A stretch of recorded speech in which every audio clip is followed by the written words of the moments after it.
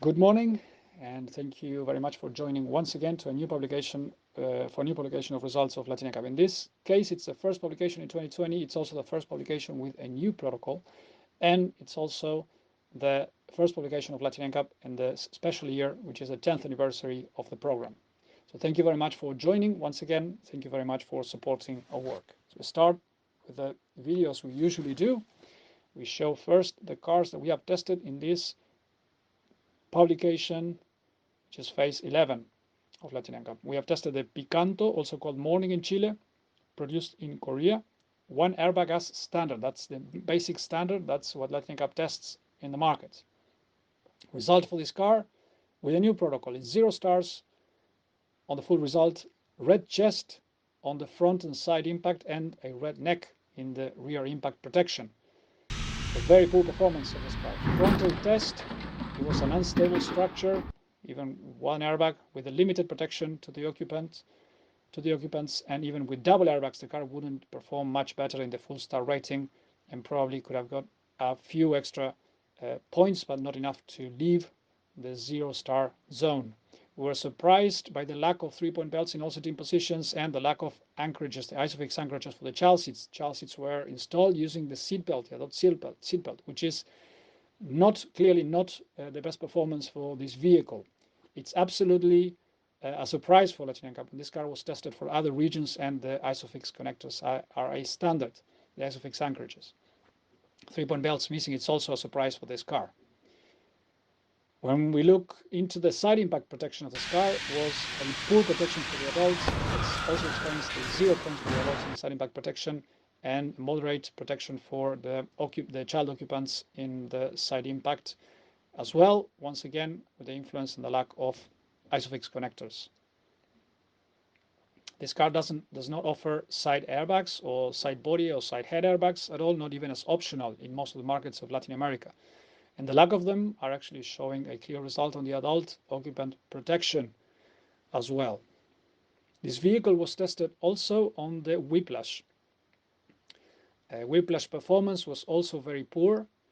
Deflection of the seat was beyond what we accept as a minimum performance, and also dynamics was not very good for this car. It differs from the European brother or European twin of this version. Pedestrian protection for the car was achieved a 51% in the box.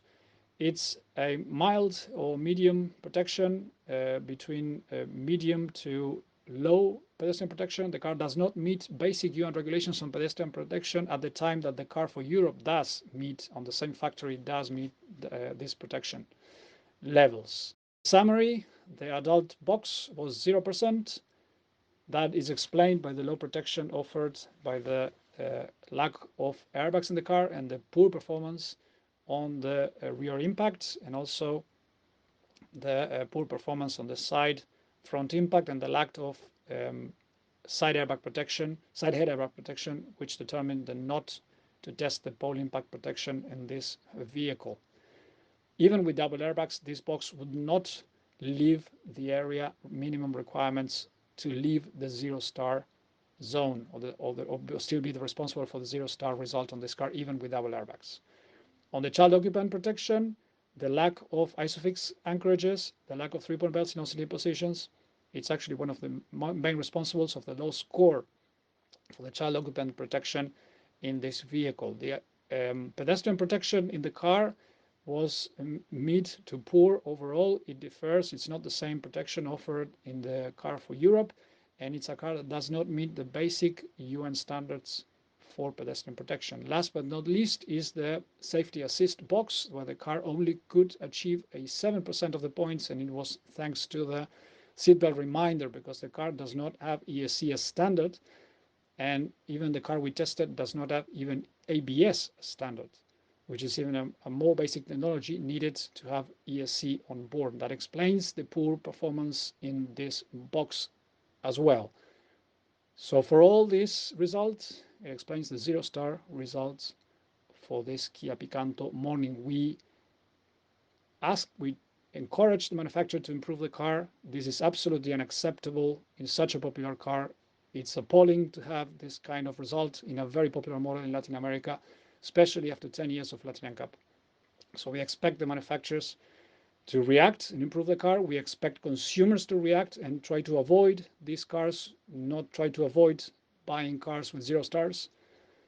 And overall, your support is very important to push the market to change for safer vehicles. Before we say goodbye, we would like to acknowledge our main supporters, Bloomberg Philanthropies, Global NCAP, and the FI Foundation.